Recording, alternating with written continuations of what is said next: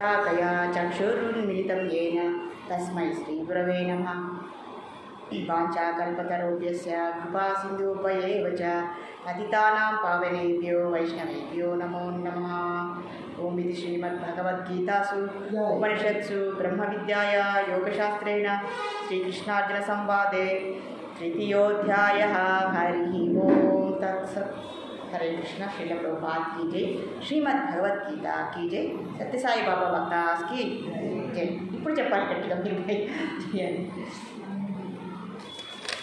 ఈరోజు కొద్దిమంది వచ్చారు కాబట్టి మనం ఈరోజు కొద్దిగా సింపుల్గానే అయిపోకూడదాము అని అనుకుంటున్నాం.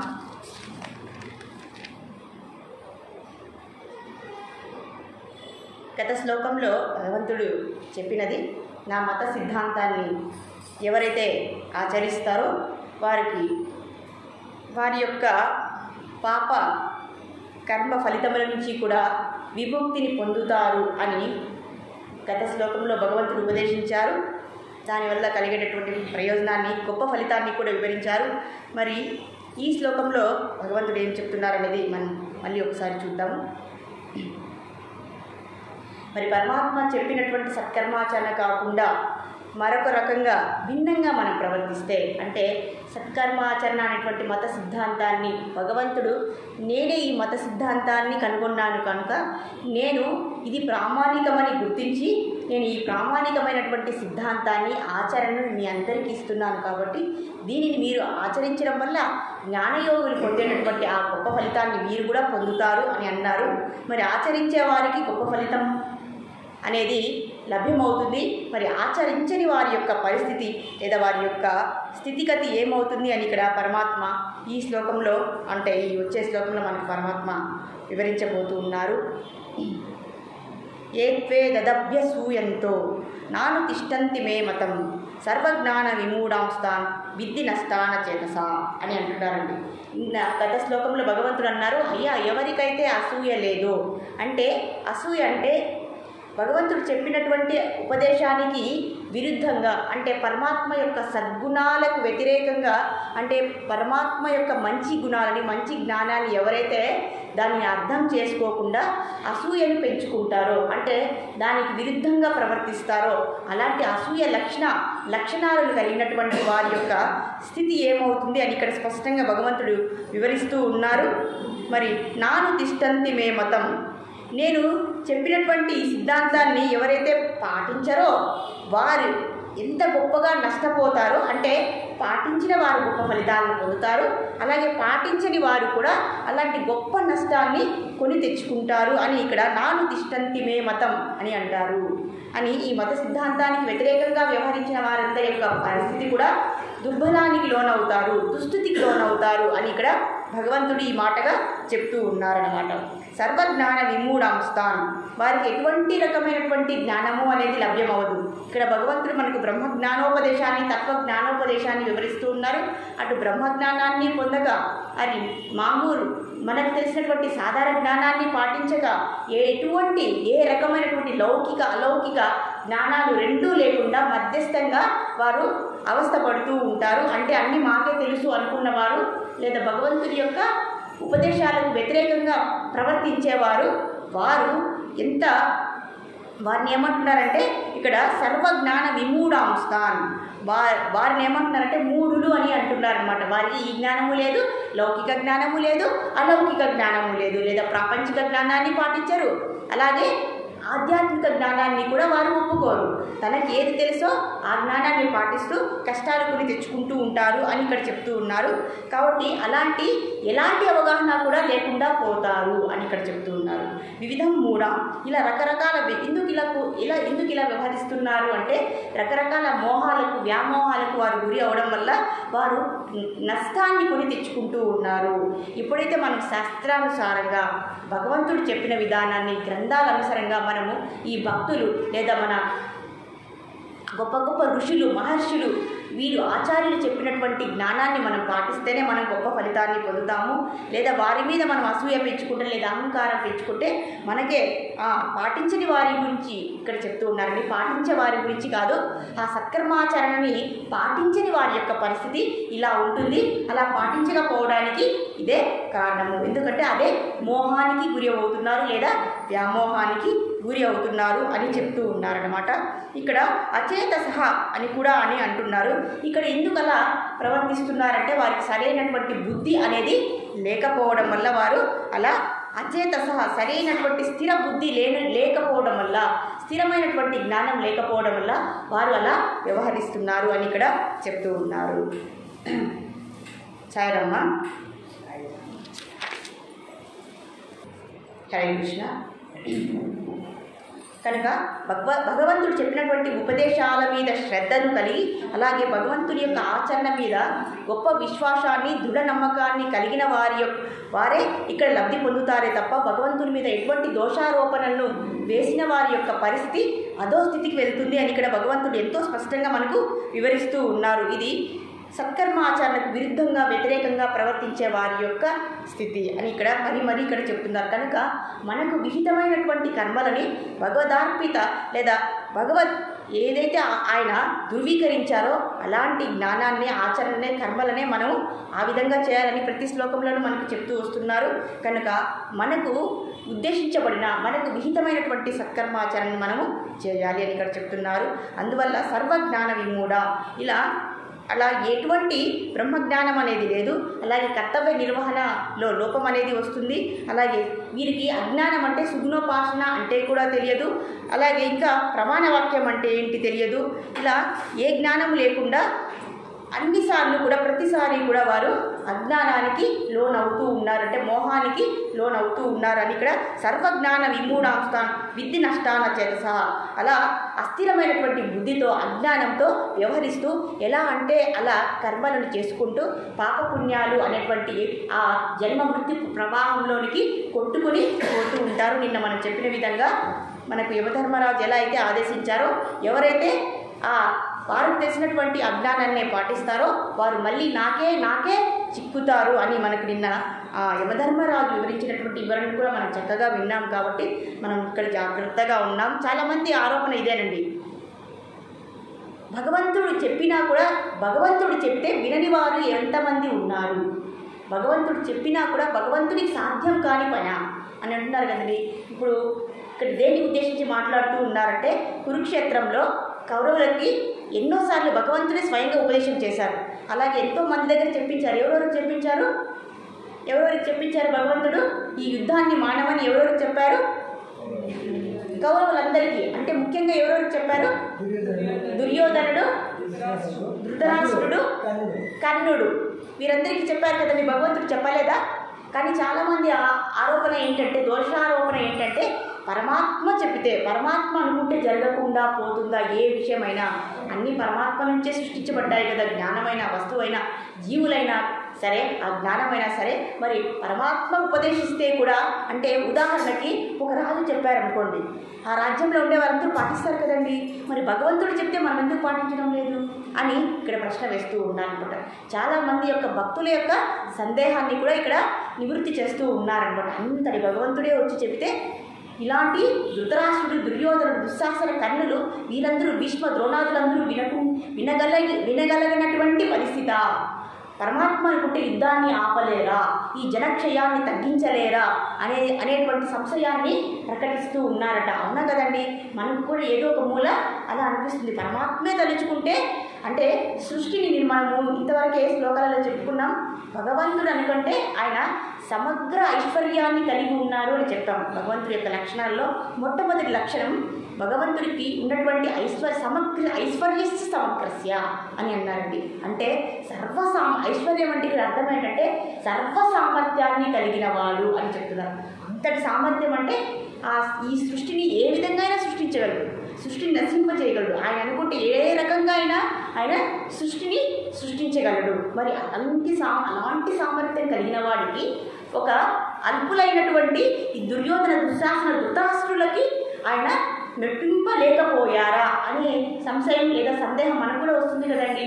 అవునా కదండి? ఎందుకలా? అవునా కదండి? అజ్ఞానం. మరి అజ్ఞానాన్ని తొలగించేవాడే కదండి జ్ఞానం అంటే.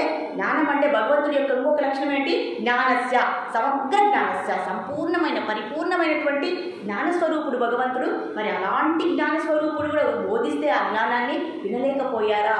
ఇక్కడ పరమాత్మ ఎంతో చక్కగా చెప్తున్నారండి. అందరికంటే ఎవరికి చెప్పాను నేనంటే ధృతరాష్ట్రుడికి ఎక్కువ చెప్పారటండి.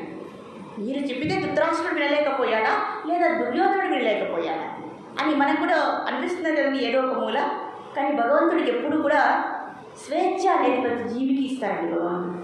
అవునా కదండి? ఆయన చెప్పడం ఆయన యొక్క కర్తవ్యం, వినడం వినకపోవడం మన యొక్క కర్తవ్యం. అవునా కదండి? భగవంతుడు ఆదేశం, ఉపదేశం, జ్ఞానంతో పాటు స్వేచ్ఛను కూడా ఇస్తారనమాట. కాబట్టి అలా ఆ స్వేచ్ఛ ఎలాంటిది? మనం ఆ స్వేచ్ఛని మంచిగా కూడా లేదా చెడుగా కూడా ఉపయోగించుకోవచ్చు. కనుక భగవంతుడు నాకు అన్ని సర్వశక్తులు ఉన్నాయి, నేనేమైనా చేసేయచ్చు అని అనుకుంటే అది సాధ్యమవుతుందండి. కన్నతల్లి ఎప్పుడైనా సరే పిల్లవాడిని స్వేచ్ఛ అనేది ఇస్తారు కదండి తల్లిదండ్రులు. స్వేచ్ఛగానే వారి యొక్క ఆదేశాలని వినాలని ప్రయత్నిస్తారు కదండి. ఎందుకంటే పిల్లలు ప్రతిసారి కూడా పేరెంట్స్ అంటే తల్లిదండ్రులు చెప్పిన వాటిని వినాలని లేదు కదండి. మరి వారికి స్వేచ్ఛ కూడా ఎలా ఇస్తారో అంటే స్వేచ్ఛని ఎందుకు భగవంతుడు ఇచ్చారు? మనం భగవంతుని బలవంతంగా ప్రేమిద్దామా లేదా భగవంతుని స్వేచ్ఛగా ప్రేమిద్దామా? అంటే మనం స్వేచ్ఛగా ఒక పని చేసామనుకోండి, అంటే మనస్ఫూర్తిగా చేసామనుకోండి, ఆ పని చక్కగా ఉంటుంది. మరి మనం బలవంతంగా చేసామనుకోండి, మనకి ఇష్టం లేకుండా గుడికి వచ్చామనుకోండి, అప్పుడు ఎలా ఉంటుంది?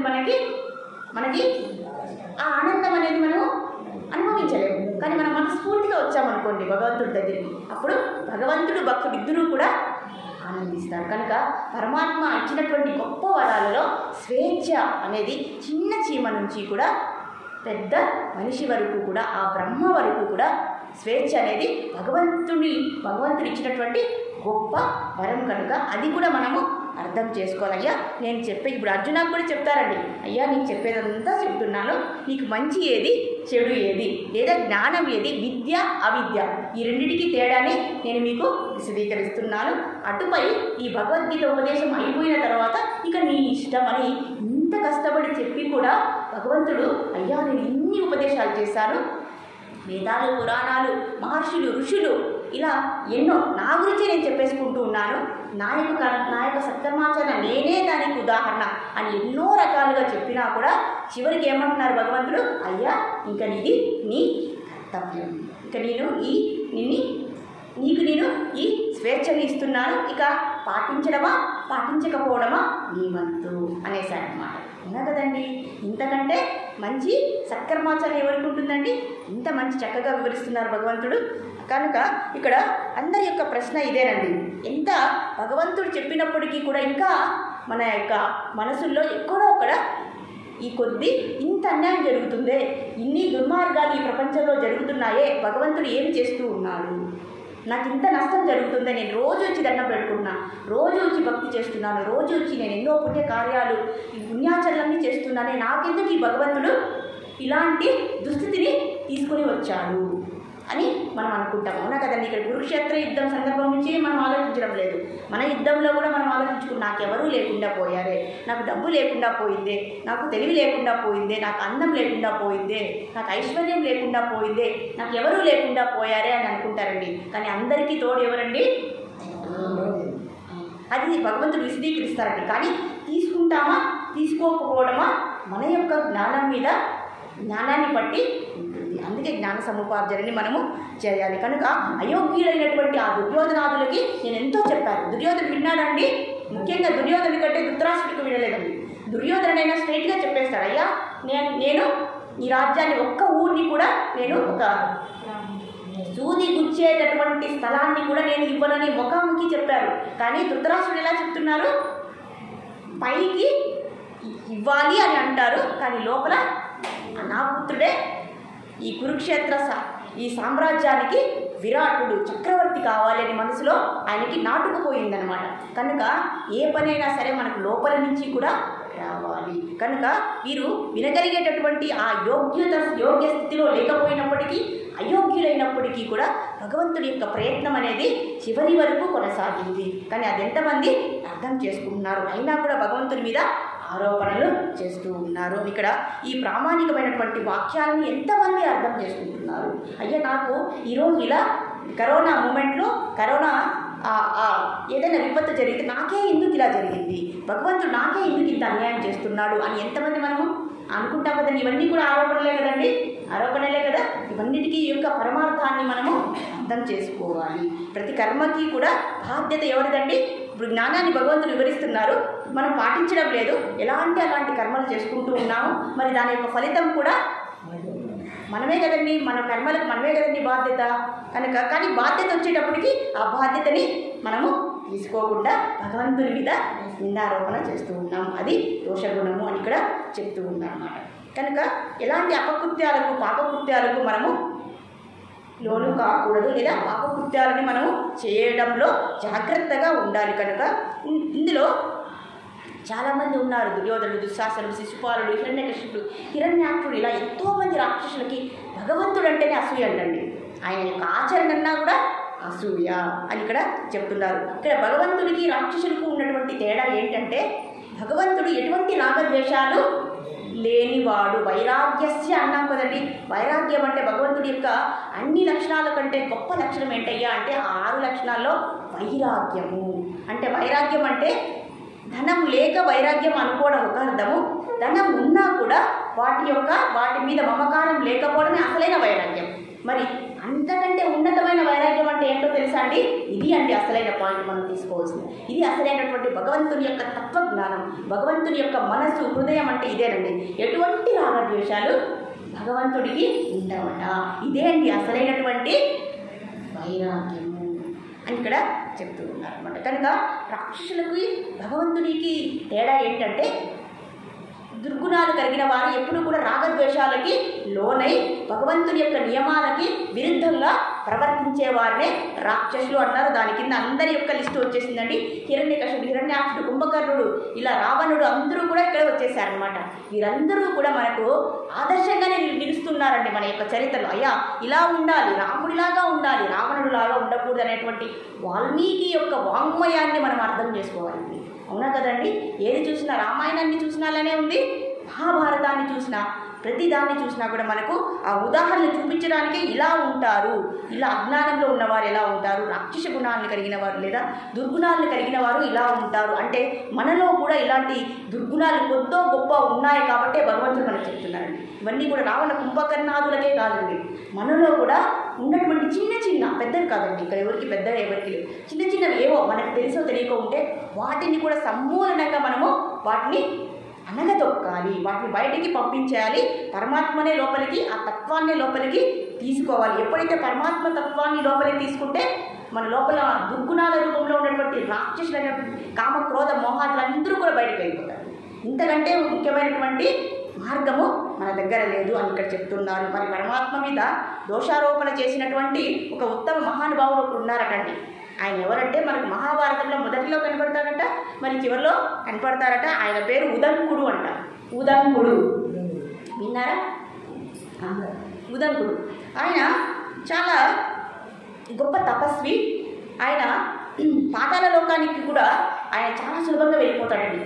స్వర్గానికి వెళ్ళడం చూసాం, కానీ పాతాళ లోకానికి కూడా వెళ్ళిపోయేటటువంటి ఆ తపస్ సిద్ధిని ఆయన సంపాదించాడండి. చూడండి, అందరూ కూడా చాలా కష్టపడి ఎంతో శ్రమతో సిద్ధిని సంపాదిస్తూ ఉన్నారండి. మనం కూడా అలాగే జ్ఞాన సిద్ధిని మనం పొందాలండి.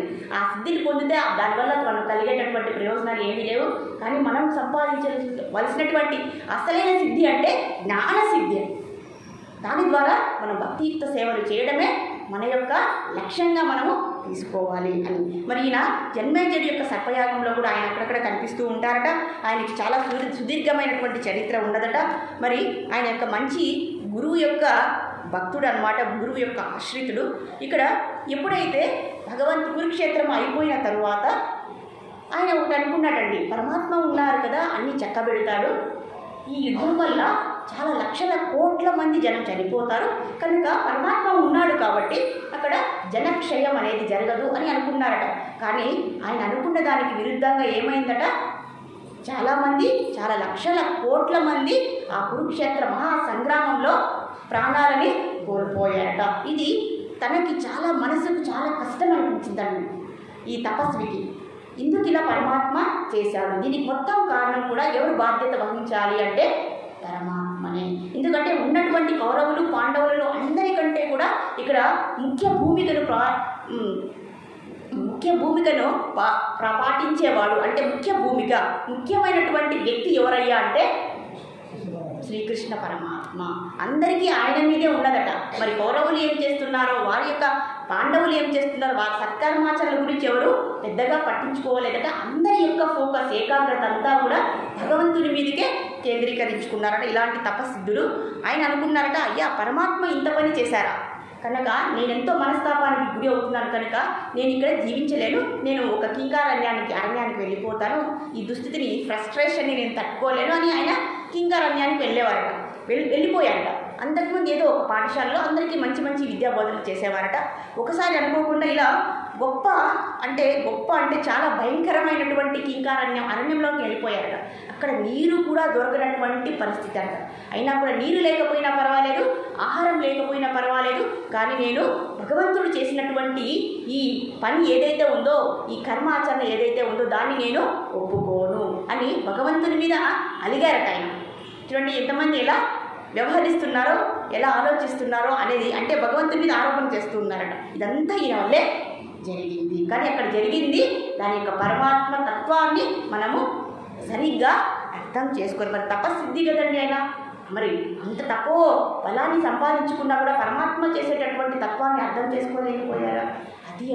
అది సరైనటువంటి జ్ఞానం. భగవంతుడు ఎప్పుడు కూడా సత్కర్మాచరణ చేసి చూపించాడే తప్ప ఎప్పుడు కూడా దుష్కర్మలని మన చరిత్రలోనే ఎక్కడా చేయలేదు అని మనము ఇక్కడ వాదించబోతూ ఉన్నామన్నమాట. మరి ఆ ఉదంకుడు ఒక ఆశ్రమంలో ఉన్నారట. భగవంతుడు పరమాత్మ కదండి, ఋషికేశుడు కదా, ఈయన ఇలా అనుకున్న వెంటనే ఈయన వెళ్ళిపోయారు ఉదంకుడు ఒక కింకారణ్యానికి. ఆయన అనుకున్నారట పరమాత్మ, అయ్యో నా వలన ఒకరు ఇలా మనస్తాపానికి గురయ్యారు కాబట్టి ఈయన ఎలా అయినా సరే ఈయన సందేహాన్ని నేను నివృత్తి చేయాలి, అంటే ఈ సందేహాన్ని నేను తీర్చాలి అని అనుకొని కావాలనే నెపంతో అక్కడికి వెళ్ళారట భగవంతుడు. వెళ్ళి, అయ్యా నేను దారి తప్పి ఇక్కడికి వచ్చాను, ఇంతకీ మిమ్మల్ని ఏమంటారు, మీ పేరేంటి అని అడిగారట.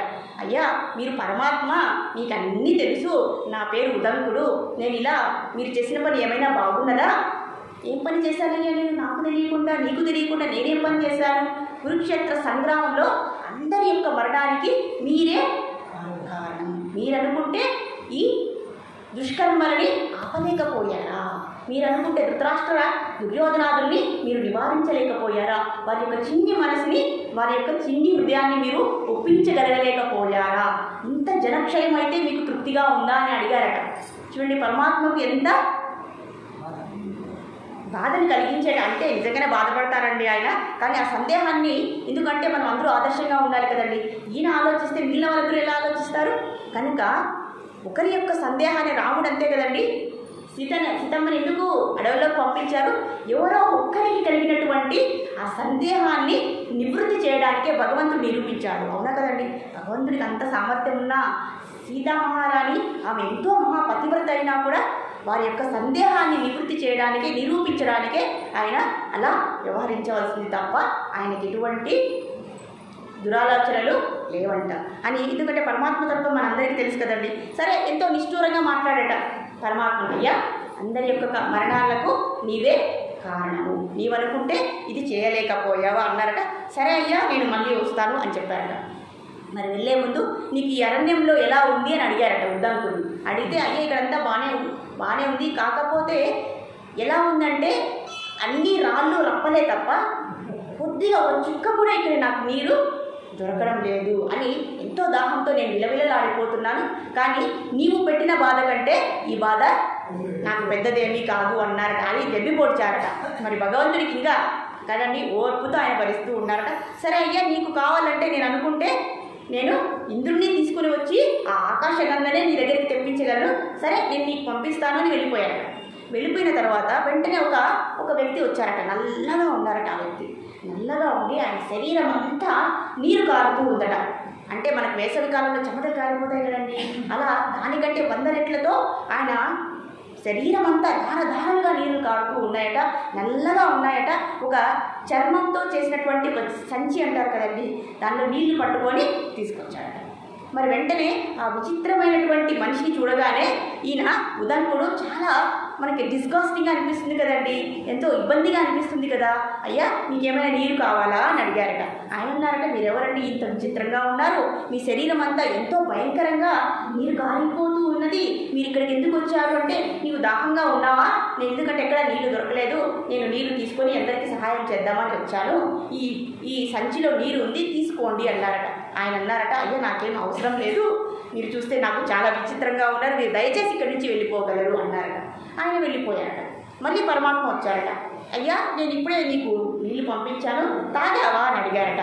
అప్పుడు ఆయన అన్నారట, ఎవరిని పంపించారు? స్వయంగా ఇంద్రుడినే పంపించానయ్యా.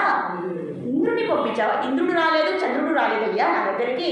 ఎవరో ఒక విచిత్రమైనటువంటి వ్యక్తి ఎవరో వచ్చారు, ఆయన చూస్తే ఆయన భయంకరంగా ఉన్నారు, ఆయన చూస్తే నా శరీరంలో ఉండే నీరు కూడా ఎండిపోతుంది, నాకు ఆ నీరు అవసరం లేదు అన్నారట. అందుకే ఆయన నేను పంపించేశాడు. అయ్యో ఎంత పని చేశావయ్యా, స్వయంగా దేవేంద్రుడే వస్తే నువ్వు అలా పంపించేస్తావా చివాట్లు పెట్టి అన్నారట.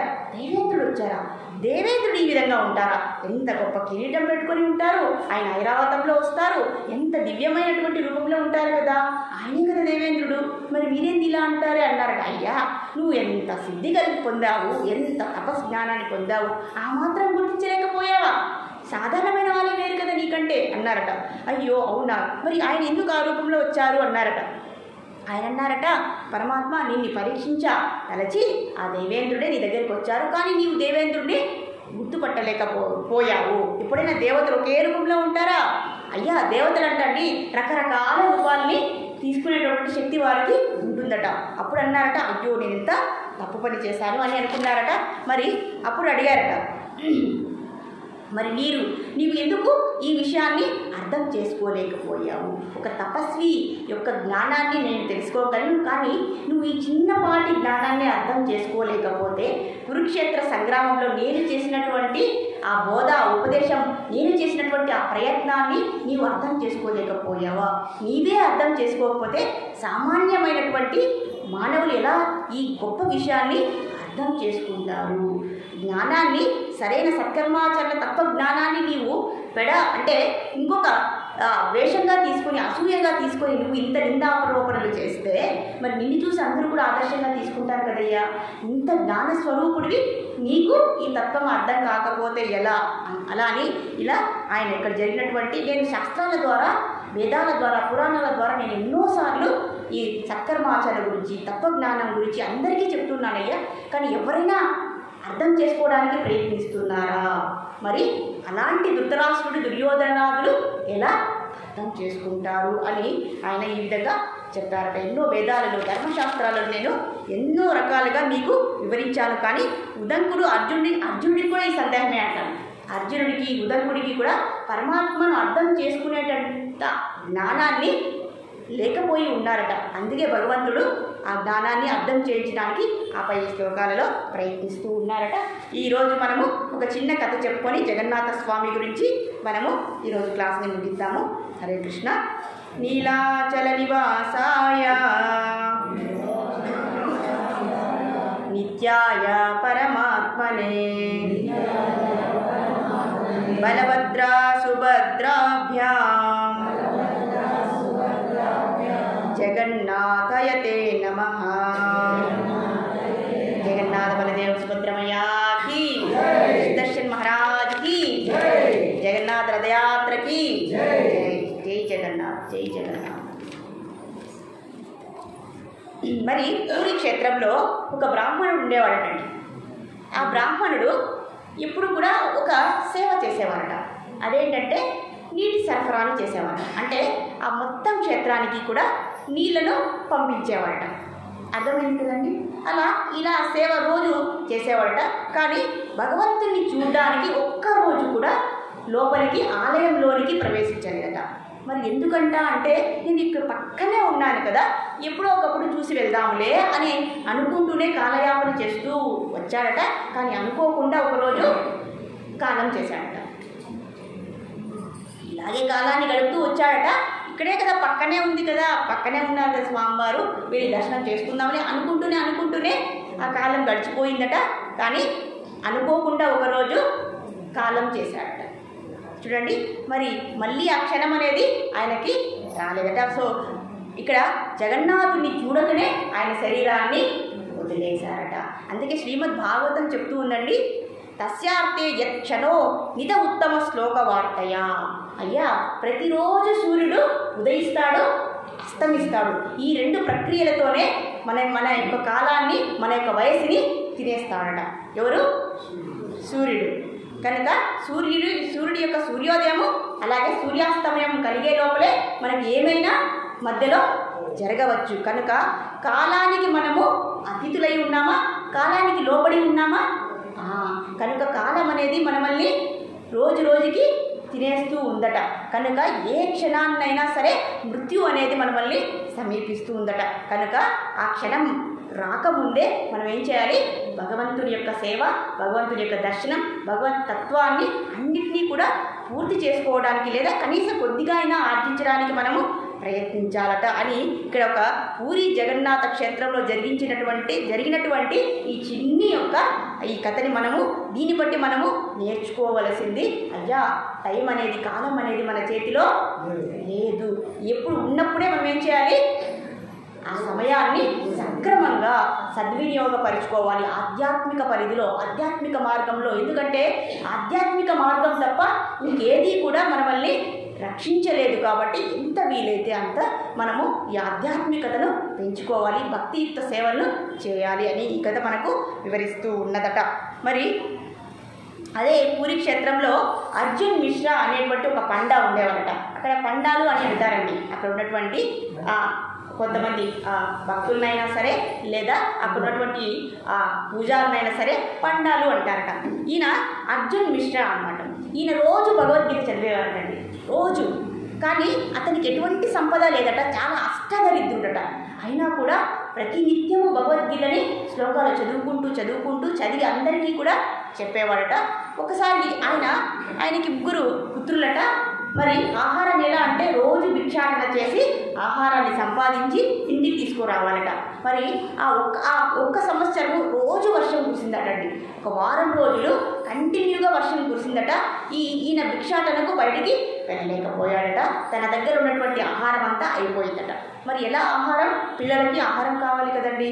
మరి వారి భార్య వచ్చి, అయ్యా, మన పాత్రలో బియ్యం అన్నీ నిండుకున్నాయి కనుక మీరు ఎలా అయినా సరే బయటకు వెళ్ళి భిక్షాటన చేసి ధాన్యాన్ని తీసుకొని రావాలి, లేకపోతే మనమందరూ కూడా పస్తులతో మరణించాల్సి వస్తుంది అని ఆయనని హెచ్చరించిందట. సరే, నీకు ఈ భగవద్గీతలో ఒక శ్లోకాన్ని చూపిస్తాను అని ఆయన చెప్పారట. చూడండి, ఎంత ఆయన అబ్జర్వ్గా భగవద్గీత చదివేవారట. ఆయనకు ఎంత ఆకలైతే అన్ని శ్లోకాలను చదివేవారట. అంటే ఈ శ్లోకాలతోనే ఆయన కడుపుని నింపుకున్నారట.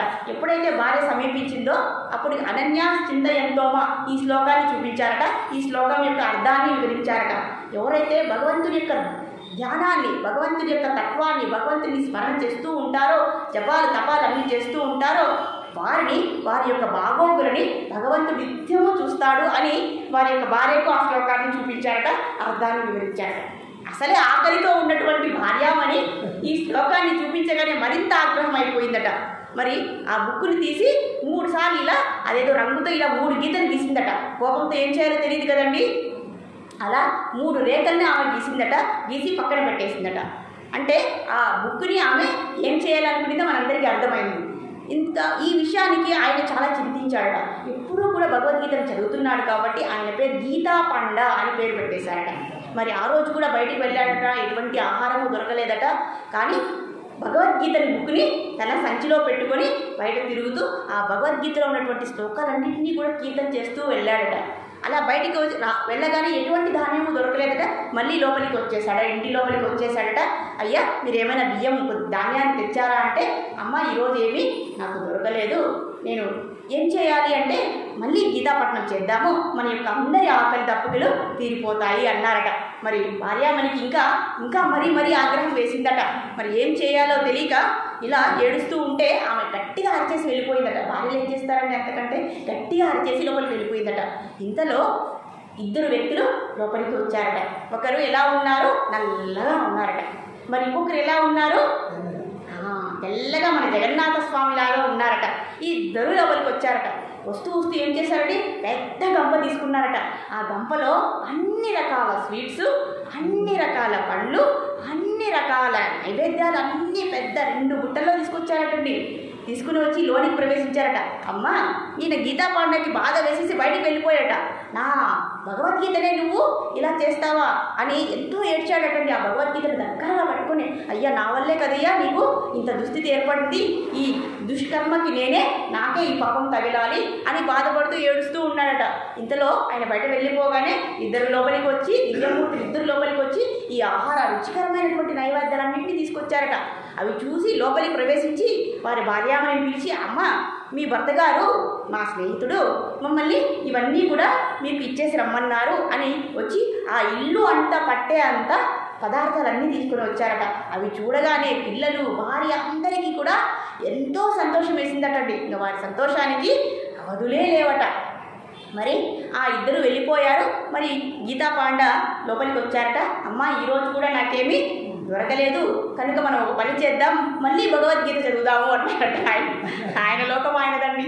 మరి అప్పుడు భార్యామణి అన్నదట, అయ్యో ఈరోజు మీరు గీత చదువుదురు, కాకపోతే పలహారం చేదురు మొదట అన్నారట. పలహారం ఎక్కడిది అన్నారట. మీరే కదండి ఇప్పుడే పంపించారు, మీ స్నేహితులు ఇద్దరు వచ్చారు, ఇన్ని మంచి పదార్థాలు తీసుకొచ్చాం, రండి చూపిద్దాము అని స్టోర్ గదికి తీసుకెళ్తే మొత్తం గదంతా అవే అంతండి. ఇంకా గీతా పాండకి అర్థం కాలేదట, నేనెవరు, నా స్నేహితుడు ఎవరు, నాకు దిక్కుమాలిన పరిస్థితి, నాకు స్నేహితుడు అంటూ ఉన్నాడా, ఇలాంటి శ్రీమంతమైనటువంటి స్నేహితులు నాకున్నారా, అమ్మ లేదు, ఇదేదో వేరే ఇంటికి వచ్చి అన్నీ ఇచ్చేశారు అన్నారట. అయ్యయ్య లేదయ్యా ఈయన మీకు మన కోసమే తెచ్చారట అని చెప్పగానే అప్పుడు గీతా పాండకి అర్థమైందట, ఇదంతా కూడా ఆ జగన్నాథ బలదేవ సుభద్రలు, ఈ జగన్నాథ స్వామి ఈ ఆహార పదార్థాన్ని మనకి పంపించారని చేసుకుంటూ ఆ భార్యామణికి కూడా ఈ జరిగినటువంటి ఈ మహిమని భార్యామణికి కూడా వివరించి, అప్పటి నుంచి భార్యామణి కూడా చక్కగా భగవద్గీతని రోజు కూడా 3 సార్లు, ఎన్నిసార్లు ఆహారం తీసుకుంటే అన్నిసార్లు భగవద్గీతను పఠిస్తూ వచ్చి అలాగే అందరికీ కూడా భగవద్గీతని ప్రచారం చేశారట. ఇది జగన్నాథపూరిలో జరిగినటువంటి ఇంకొక అద్భుతమైనటువంటి సంఘటన అని చెప్తున్నారు. ఇక్కడ జగన్నాథ స్వామి కూడా మనల్ని భగవద్గీతని చదవమని చెప్తున్నారు, పఠించమని చెప్తున్నారు కనుక మనం ఇంకా అద్భుతంగా అలా ఇవన్నీ వింటే ఏమొస్తుంది, మనకు అద్భుతమైనటువంటి ప్రసాదం వస్తుంది అని భగవంతుడు చెప్పారట. హరే కృష్ణ కృష్ణ కృష్ణ హరే హరే, హరే రామ రామ రామ హరే హరే. శ్రీ జగన్నాథ బలదేవ సుభద్రమయ్యకి శ్రీ